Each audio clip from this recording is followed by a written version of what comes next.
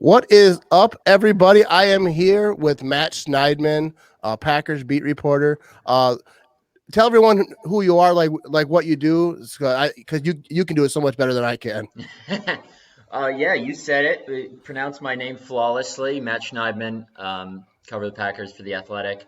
My second season covering the team. I'm 25 years old, as you can probably see by the shirt I'm wearing. I graduated from Syracuse University in 2017.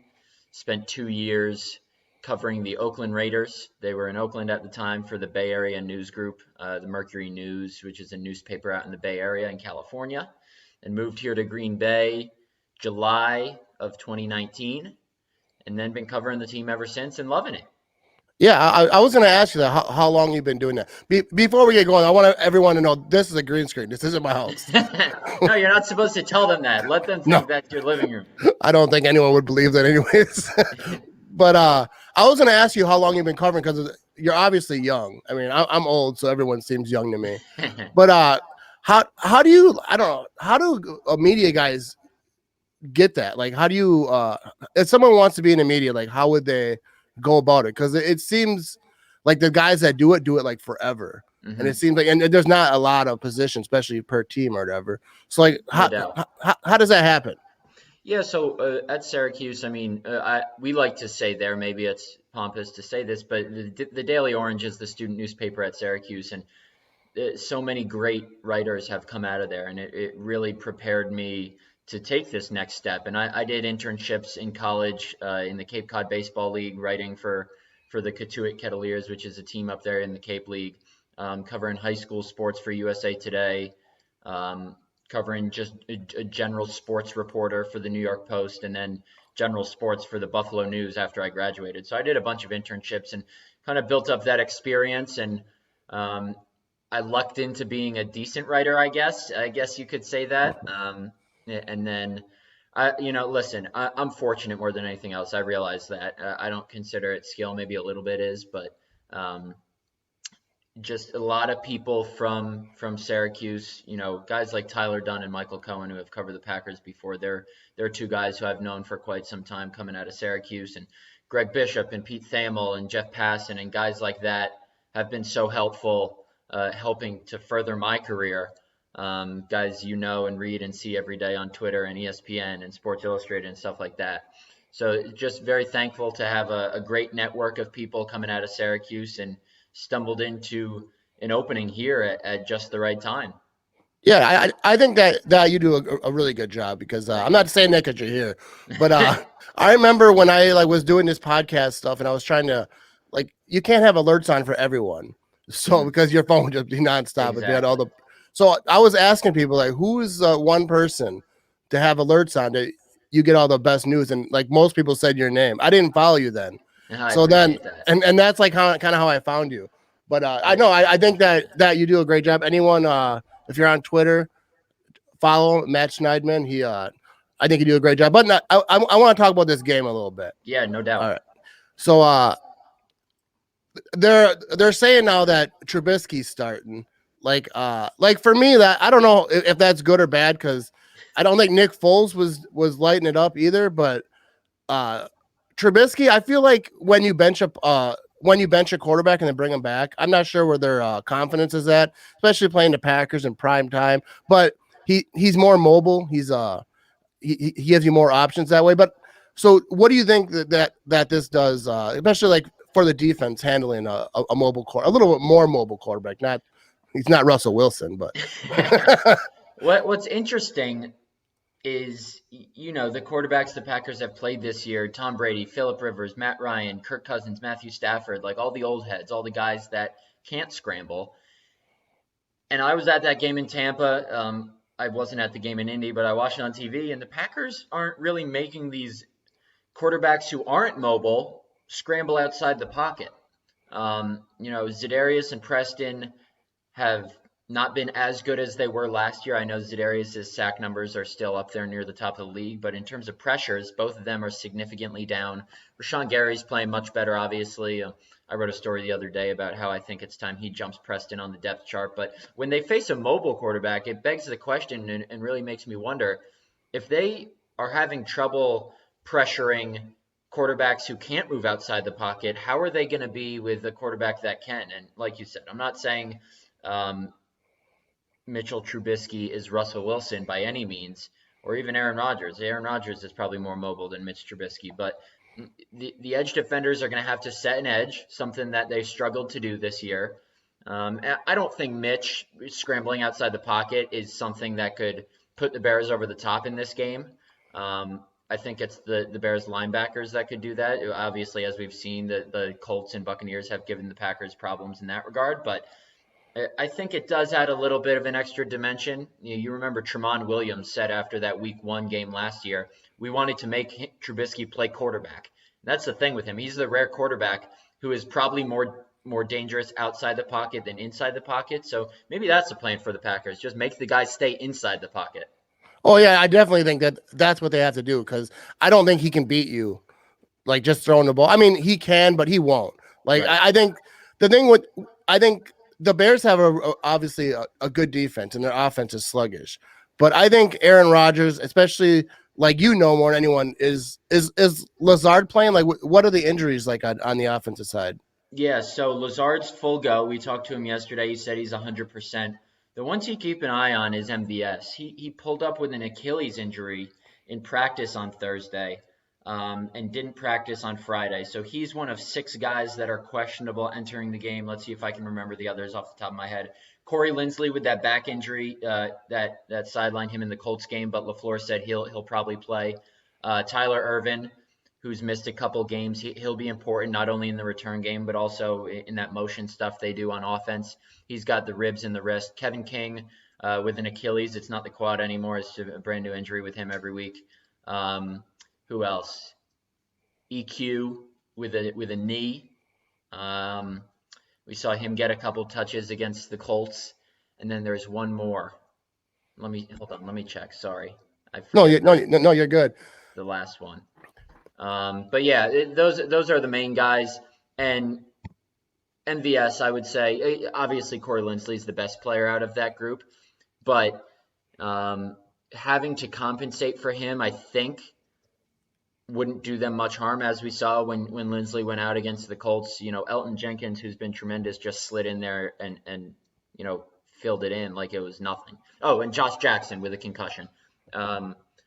So it'll be interesting. If Kevin King can't go and Josh Jackson hasn't cleared concussion protocol, if they put Shannon Sullivan on the outside.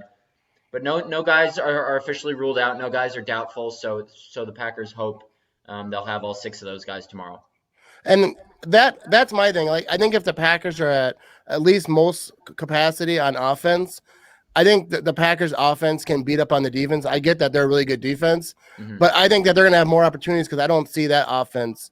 I think this could be a game that the Packers defense could show up.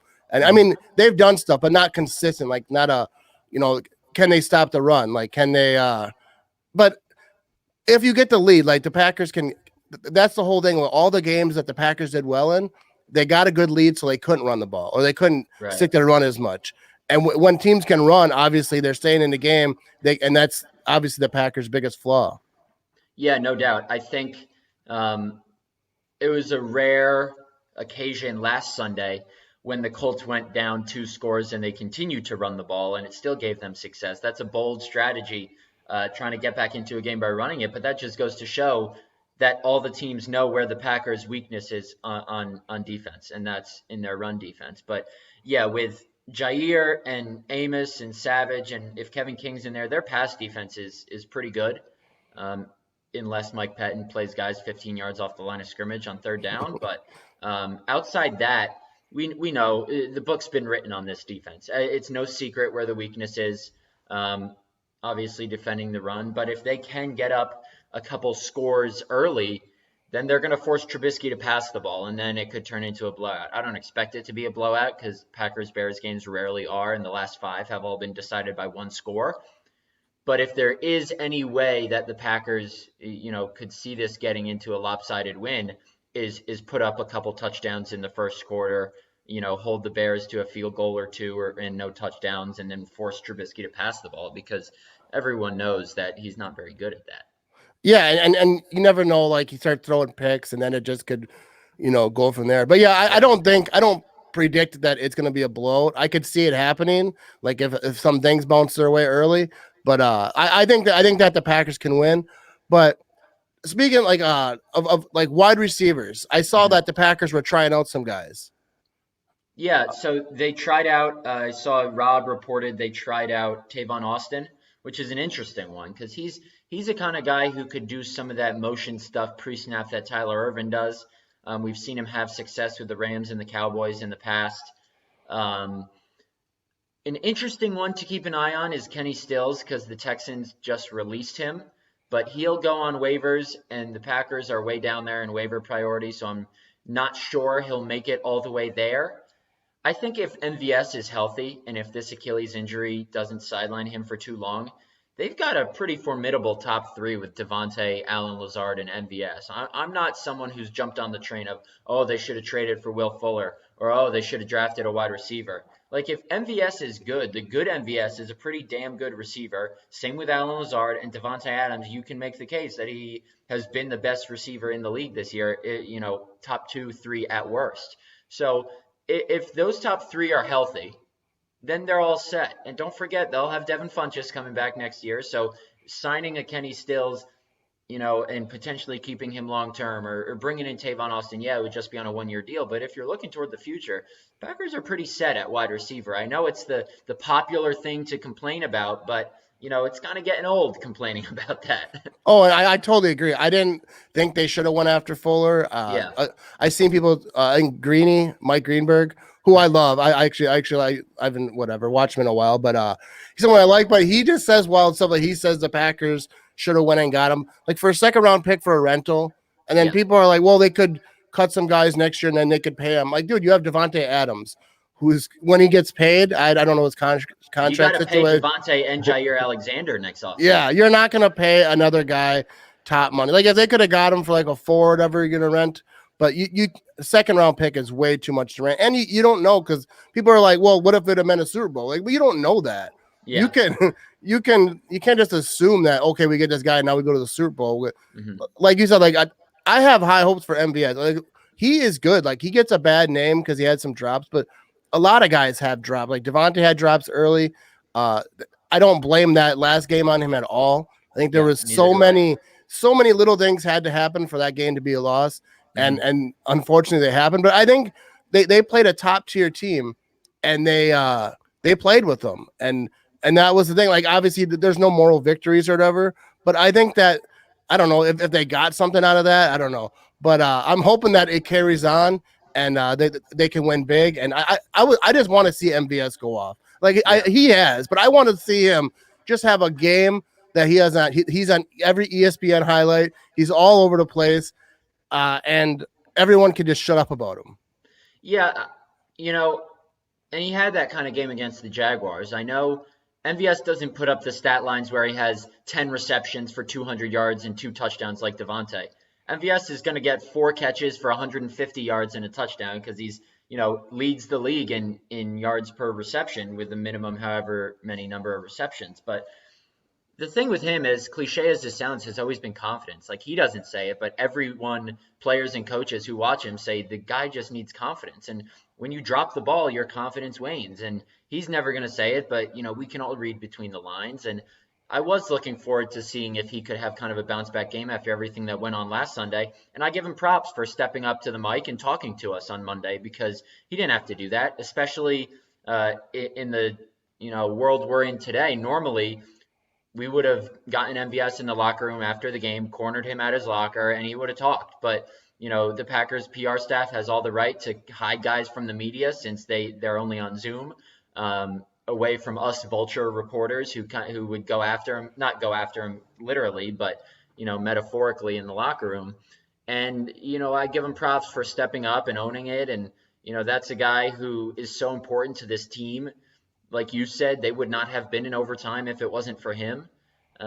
He's an important piece to this team. Yeah, he brings them down, probably more often than he and they would like, but he's a really important piece to this team.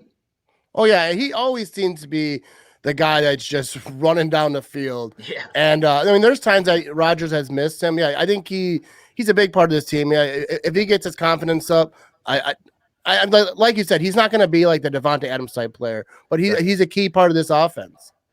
Yeah, I've gotten the question.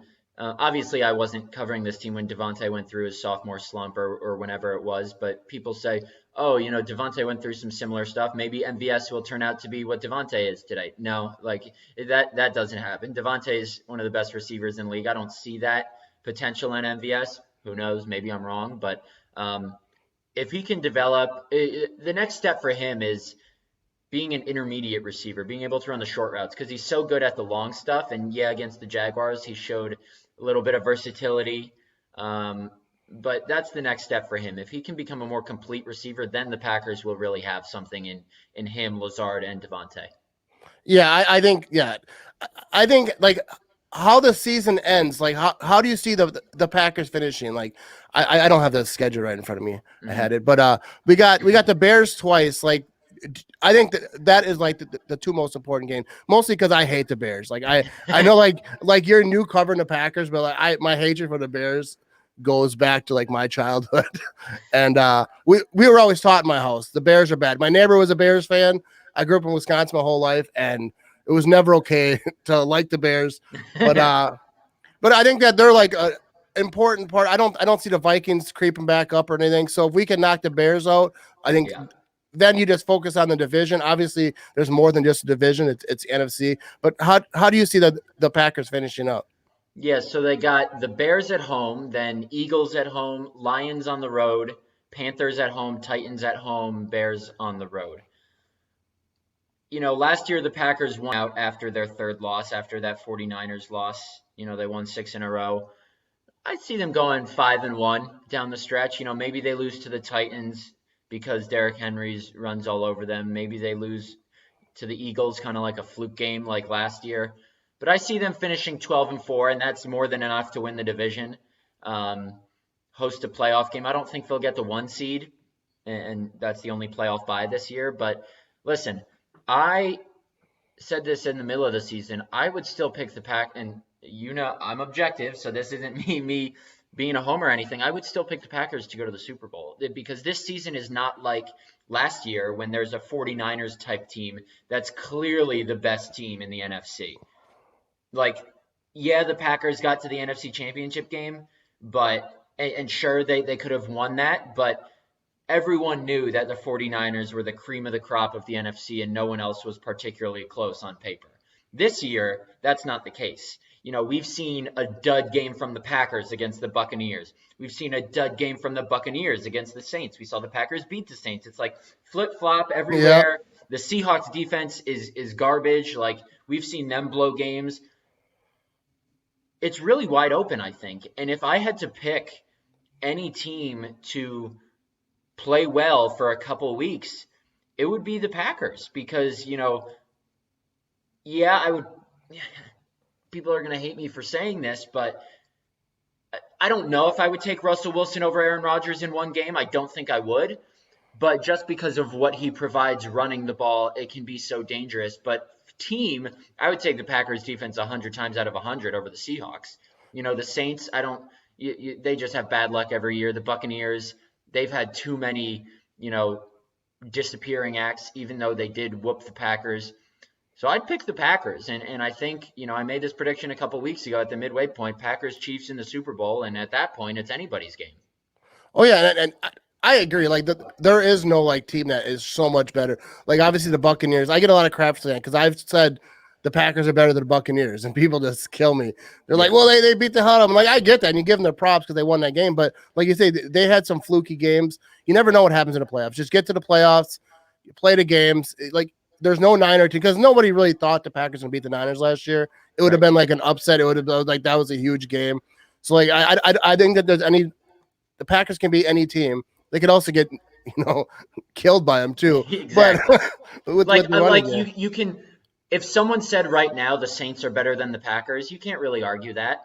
Like there's no concrete evidence to say the Saints in Week 12 are a worse team than the Packers. They're probably about even, but the Packers beat the Saints. Like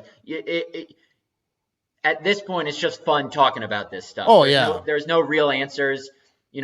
For all we know, the Cardinals could come into Lambeau Field in January and beat the Packers by 3 scores. and DeAndre Hopkins could go off, and Jair could have one bad game. Like anything goes in the playoffs.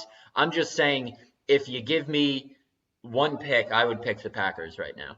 Yeah, I agree with that. So I just saw today, I think it was today, the Lions fired everyone. They fired the GM, head coach. What like a lot of Packer fans are not happy with Mike Patton. Do you see him being back next year? That's tough. I never like to speculate on someone's job, but I Yeah, guess that's part of our job. His seat could get a little hot here if things like, what happened against the Colts in the second half keep happening. Because, you know, the personnel is one thing, and he doesn't have the right personnel to stop the run. That's not his fault.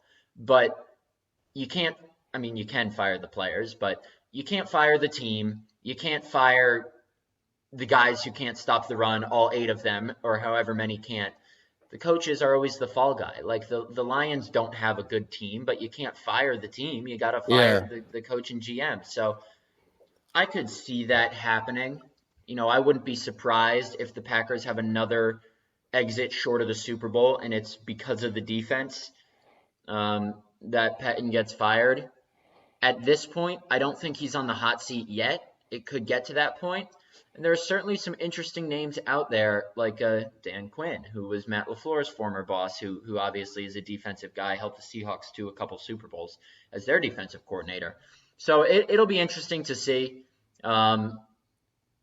That would probably be the main storyline this offseason because Aaron Rodgers has played so well that it's kind of pushed back the Jordan Love storyline for another year, maybe 2. So I think the main storyline this offseason, if the Packers do exit earlier than everyone would like, will be Pettin's job status, which I don't think is a pressing concern right now, but it could be if things continue. yeah. I don't like talking about the same like guys getting fired, and I definitely don't like getting enjoyment out of it because Right. like it's not just it's a whole family thing. Kids are, Yeah. and I don't know they're whatever, but it's nothing good. But yeah, I think if they exit in a bad way defensively, because I think LaFleur, he kept him on, and like you hmm say, I'm sure he's got guys that he would like to work with and like to His have. guys. Yeah. Yeah, Pettin's not his guy. Pettin was here from McCarthy's staff. yeah. So most head coaches want their guys. So if someone gives them a reason to get their guy, then I think we'll see what happens anyways. Yeah. But yeah. So do you have any like idea? I don't. This is kind of a dumb question, but with the Lions, like who would be available like as far as head coach and like can Yeah. they turn that franchise around? I'm pulling up my phone because Chris Burke, who covers the Lions for us, wrote a whole story today about guys they could look for their next head coach, and I'm just pulling up the story to list some of the names that he listed. So the first couple on here are Robert Saleh, the defensive coordinator for the 49ers, Eric Bieniemy, the Chiefs offensive coordinator, Kellen Moore, the Cowboys offensive coordinator, Jim Harbaugh, and Braden Coombs, who's the Lions special teams coordinator. There are a bunch more like Arthur Smith, Titans Yeah. OC, Lincoln Riley, Mike Furry, who's the Bears wide receivers coach. But Patricia obviously wasn't a player favorite, as we've seen by some of the things people have come out and said. But it's always interesting for Packer fans and for media to see what teams within the division do. Darrell Bevell, former Packers quarterbacks coach, was Packers QB's coach in Rodgers' rookie season, is the interim, so he'll be the guy in charge when the Packers visit Detroit in 2 weeks. But yeah, I'm interested to see who they hire as their next guy. Obviously, that won't happen until after this offseason. But if Matt LaFleur fires Mike Pettin, does Matt Patricia become a guy that could be the next Oh yeah, defensive I've heard coordinator? people talking about that because I I mean, heard yeah, that it's he just fun to throw names around at this point. But yeah, yeah the lines are interesting to me because like I've been watching football since forever. I'm yeah, 41, and they've never really. I mean, they were good a little bit in the 90s. I think the Packers, like first playoff win in like 30 years, I think was against the Lions. I remember that Brett Favre throwing that like 50-yard bomb into playoffs to win when I was just a kid. But the Lions have mostly always been horrible, and people always talk about the Packers wasted Aaron Rodgers' career and they wasted Brett Favre's career, this and that. But they had Barry Sanders Like to me, is Yeah. the best running back of all time. And I'm Yeah. a Packer fan. I'm not supposed to like him, but he's my favorite running back. My favorite I think, Packer player. He was just so much fun to watch, even though he was destroying my team. Yeah. But No, it'll yeah, definitely be interesting to see what they do. Does the next GM move on from Matthew Stafford? I think he's one of the most underappreciated, underrated quarterbacks in the NFL, has been for a long time, just because he's stuck in that hellhole that is that organization. Um, it'll be interesting to see what they do with him if they draft a guy this year. They have 4 wins, so it's not like they're going to get a top 3 pick in the draft to yeah. get one of those top QBs. So it'll be interesting to see what they do. And, that would just make things tougher for the Pack, because Packers haven't really had to worry about the Lions much. I know they haven't had great recent success against them, but you never have to really worry about the Lions. And it'll be interesting to see if a new regime can change that. Yeah, because that's the thing with the Lions, because they have beat the Packers when they were having down years. The Packers were having decent years, Mm-hmm. but it all it affects is that one L, because they're not going to catch you in the division. So yeah, like the Packers never had to really worry about the Lions that way. But yeah, I think that's all I got. Everyone check out Matt Schneidman on Twitter. Gives you all the Packer info that you ever need. I appreciate you coming on, man. I appreciate you having me. I love Hey, the I'm stuff you trying to up my game a little bit, getting some professionals on here. Hey, you're the voice of the fans along with Cheesehead TV. I love what you guys do and bringing the energy that maybe myself or some of the other guys don't always bring, but I love all the video content, all the audio stuff, and I appreciate you having me on. Hey, without guys like you, I couldn't do this, because that's where I get my. It's funny because people on Facebook will ask me like questions, like I'm a reporter, like they think I know stuff, and they'll say, "What do you think about this? What do you think about that?" And I'll go to your guys' Twitter, and I'll say, "They're saying this," like it's something I didn't even hear yet. So I'll go and check it out, and I was like, "Hey, I heard it from Matt Schneidman or whoever, whatever." Sometimes I'll just screenshot it and send it in the comments, say, Yeah. "That's what he's," because I don't know anything. We're just getting I don't stuff from know. you No, guys. I don't know anything either. I'm just there. I'm not there, so we get it secondhand from you. Hey, I appreciate it, man. Yeah, appreciate you. Thank you. All right, have a good one. What is it? It's night. Game day tomorrow. I'm gonna post this on game day. So let's go. Go Pack, go.